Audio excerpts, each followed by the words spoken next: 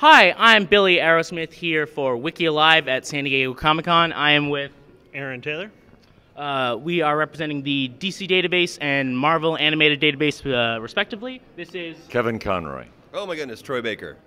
And we are here today to talk to them about the upcoming movie Assault on Arkham, which we are both very excited about. Kevin and Troy, both of you guys have portrayed Batman and the Joker before. I was wondering, do you feel like Assault on Arkham has given you an opportunity to portray a different side of these characters than you have before in any way?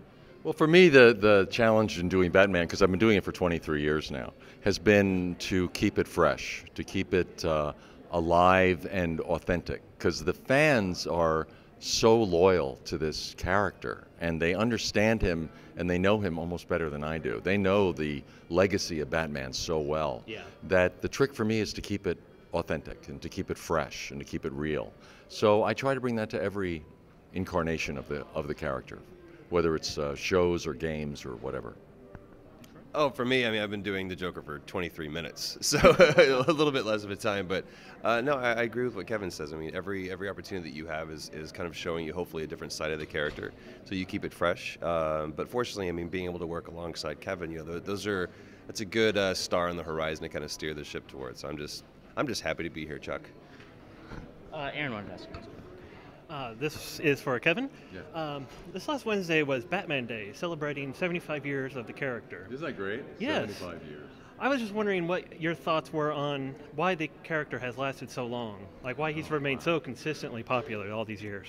Batman, graphic novels are to our generation, our time, what the great stories to the Greeks were and to the Romans were and to the ancient world. They're our myths. They're the way we teach good and evil, the way the ancients did. So Batman, there's a wonderful writer named Joseph Campbell who wrote a book called A Hero with a Thousand Faces. And what he was talking about is how there's this epic hero who goes through a cathartic experience, gets burned and reborn and comes from the ashes and brings, you know, his knowledge to the world. And that arc, that heroic arc he called it, has gone through all different literature, all different cultures. Batman is a classic example of that character. So it just resonates with people, as though it's resonated with people all throughout history. Does that make sense? Yeah. Any thoughts? Absolutely. I think that, you know, first of all, without Batman and Detective Comics, you would have no DC Comics. So Batman is the originator of all this, and I think that what makes Batman so appealing is that he's flawed. Where in a world, specifically when this came out 75 years ago, there was a lot of unflawed or infallible superheroes, and Batman is very flawed, and I think people relate to that very well. Yeah, he's got no superpowers of all the superheroes. He's a guy. He's the great detective. And he's sort of the original MacGyver. You know, he's got to create these things. He's got to create these things and make these things. And it all is based on this pain from his childhood of losing his parents. So people relate to that. Yeah, that's also something that's attracted to me to Batman a lot. Is he seems like a combination of all these different archetypes that were very popular in pulp times.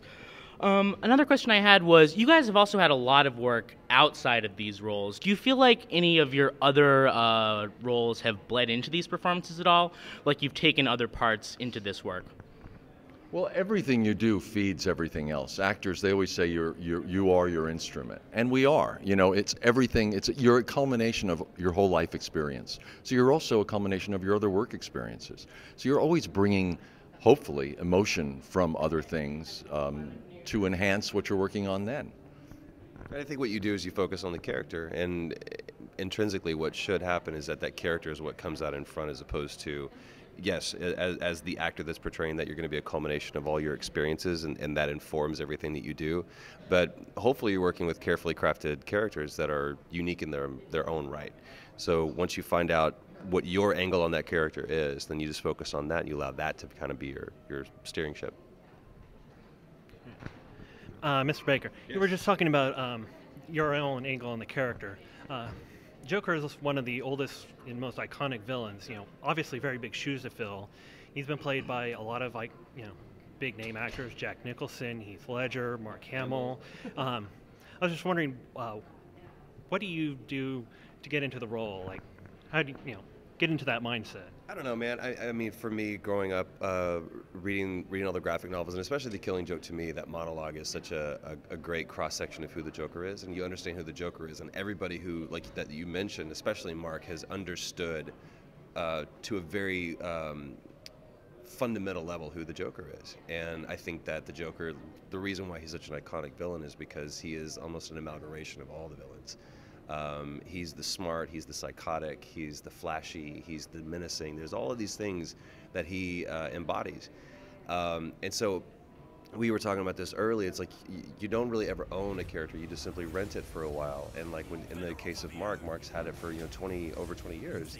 So there's so much that he has done to that role that makes him the definitive quintessential character. And so fortunately, that was the kind of rails that I was on, that I got to point towards that iteration of that. But we get to look at all the different examples of how that character's been portrayed, and just kind of, again, we all have hands that look very similar, but we each have our own fingerprint, and intrinsically when we touch something, then hopefully we've left our mark on that character. It's just interesting to see how different actors have a take on the same role, because having worked with Mark for so long, and then seeing Heath Ledger's performance, and then working with Troy, it's so interesting to see the different perspective on the same character, and how each actor enhances it and makes it interesting. I didn't think anyone could be better than Mark. I didn't think anyone could be better than Heath. I don't think anyone can be better than Troy. I mean, each person who does it, when you see it, you think, oh, that's fantastic, you know? It's because it's always unique.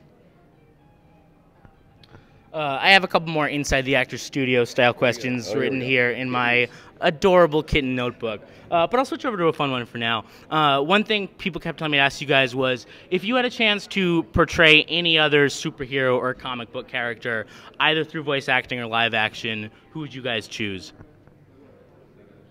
This is it. Don't have one off the... How can you top Batman? I'm doing Batman, and he's the Joker. I shouldn't even have the best asked. villain, and I'm the best hero Ever. I mean, Superman? Come on. That's a good point. That's a good point.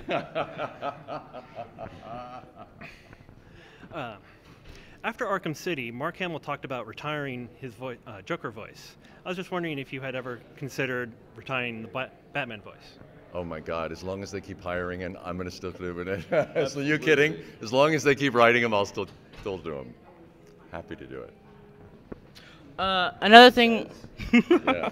This is so nice. If you've never done an interview before, I highly recommend getting one of these kitten notebooks, because it's like oh my God, like stress, adrenaline, and then you look at the kit and everything is right in the entire world. Very disorienting. I wanted to ask you guys, because you're mostly voice actors, I'm curious how often you guys get recognized on the street. If you have any stories about what's the best interaction you've had with a fan, or what's the worst interaction you've had with a fan, and like how you doing this. I started doing Batman in '91. Yeah. So that was before the internet, and no one knew anything about any voices. It was a totally anonymous job for a long time. Yeah. But as the internet grew, people started realizing, what was going on, and you started getting recognized. The funniest thing I had happen was, I was delivering mail to the Hollywood post office at 5 in the morning on the way to the studio to do a shoot, and I was just dropping stuff off in the dark, and I'm walking through the parking lot, and this homeless guy goes, "Hey buddy, you got $1?" And I said, "Oh no, all I have is my mail, I'm sorry." And he went, "Oh my God, you're Kevin Conroy." And I thought, did he read my mail? How does he know? I thought it was too dark. And I said, "Yeah." He said, "You're Batman." I said, "How do you know that?" He said, "Everybody knows who's Batman." I said, "This is unbelievable." He said, "Oh, come on, just do. You know what I want you to do? You know what I want you to do? I am vengeance." I thought, oh my God. So at 5 in the morning in the dark, I'm going, "I am vengeance." And he goes, "Okay, come on. I am the night." I said, "I am the night." He said, "Bring it home. Bring it home, Batman." "I am Batman." He said, "Thank you, Jesus. I got Batman in my parking lot." So I called Andrea that day and I said, "I found our audience." Yes. We've really captured that specific demographic of the people who own no TVs. Somehow they're still watching. Yeah, I mean, I agree with that. Before, even up to like 5 years ago, we weren't brought out to things like this. We kind of had this beautiful anonymity. Yeah. And what's been great though is that there's been recognition among like the producers and the people that we work with, and then also from the fans that they can now say, hey, that's Kevin Conroy, and I really appreciate what you've done, or that's Troy Baker, I really appreciate what you've done. I always like to make sure the character stays out in front because I don't want people to confuse this with, because it's not like Tom Cruise in a movie. It's something that we're really trying to hide behind that aesthetic of the character. I was just in London though, and I was just like at a sidewalk cafe, and someone happened to notice me, and that was kind of like this things have changed a little bit. Oh, yeah. I still had to pay for my meal. If you're watching this, you know what you should have done. Of course. It was a cup of coffee. You could have.